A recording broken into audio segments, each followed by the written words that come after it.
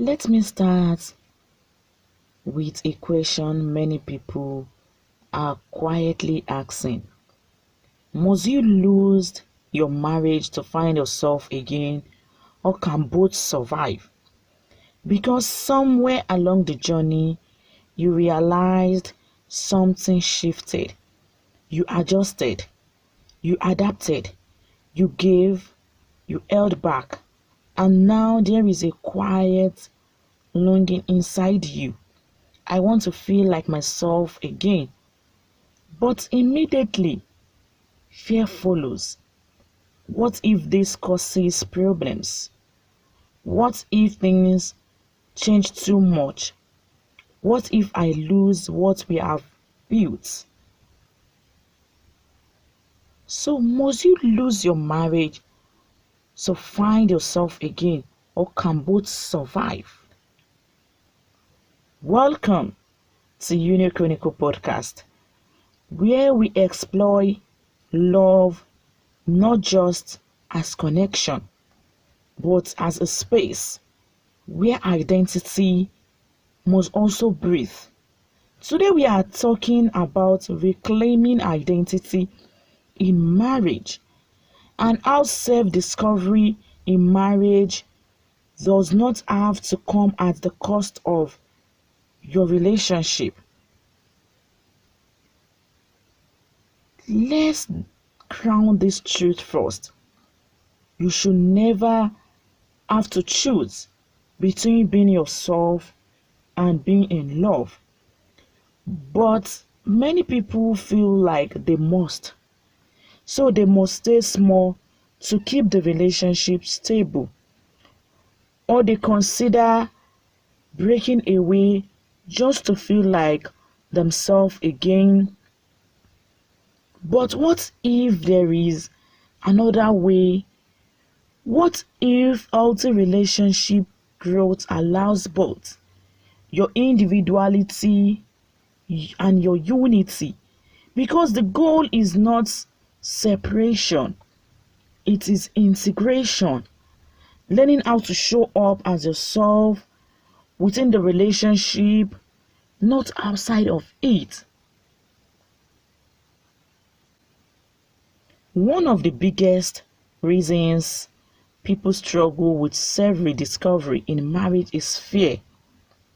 Not just fear of conflict, but fear of what that conflict might lead to. You start thinking, if I start speaking up more, will things change? If I express my real needs, will they understand? If I stop being the easy one, will they still feel the same about me? So you hesitate. You hold back your growth to preserve stability. But here is it. A relationship that cannot handle your authenticity is already fragile, just comfortable. Because real connection is not built on a controlled version of you, it is built on your truth. Now, let's talk about the process. Reclaiming yourself does not mean showing aggressively. It does not mean suddenly changing everything overnight. It means reintroducing yourself intentionally and honestly. You begin to speak more openly about how you feel, express your needs without your guilt, set boundaries in relationships that protect your emotional space. And yes, it may feel uncomfortable at first because you are doing something new, something unfamiliar, but it is important. Your voice is not a threat to your relationship.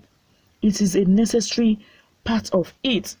And boundaries, they are not walls. They are clarity.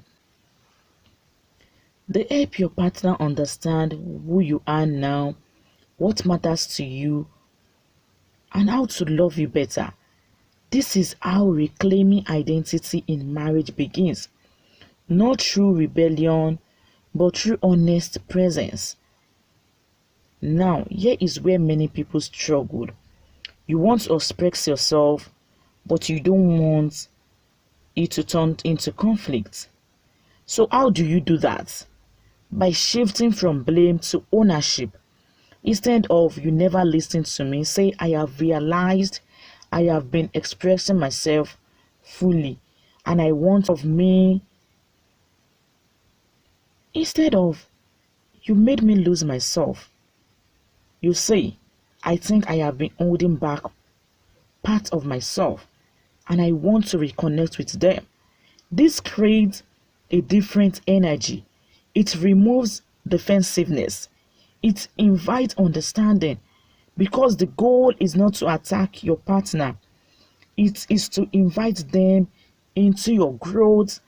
That is what communication in relationships should feel like: honest, respectful, and now let's bring it all together. One of the biggest myths about marriage is this: if we are truly one, we should always think, feel, and act the same. That is not unity. That is uniformity. And uniformity suffocates individuality. Healthy relationships understand two whole individuals can grow separately and still stay deeply connected. You can have different perspectives, evolve at different pace, discover new parts of yourself, and still choose each other intentionally. Because connection is not about losing yourself in someone, it is about bringing your full self into the relationship. This is the foundation of healthy relationship growth. And you don't want to miss this. You don't have to choose between yourself and your marriage. You just have to show up as both. So take a moment and ask yourself, what parts of me have I been holding back? And what would it look like to gently bring them back to life? Not in a way that destroys what you have built, but in a way that strengthens it with truth. Because the strongest relationships are not the ones without change.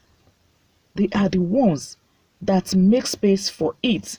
Stay tuned in the final episode of this series, Loving Without Shrinking, Choosing Wholeness Over Approval, where we talk about what it truly means to experience healthy love in marriage, where you are fully seen, fully valued, and no longer feel the need to shrink to be accepted.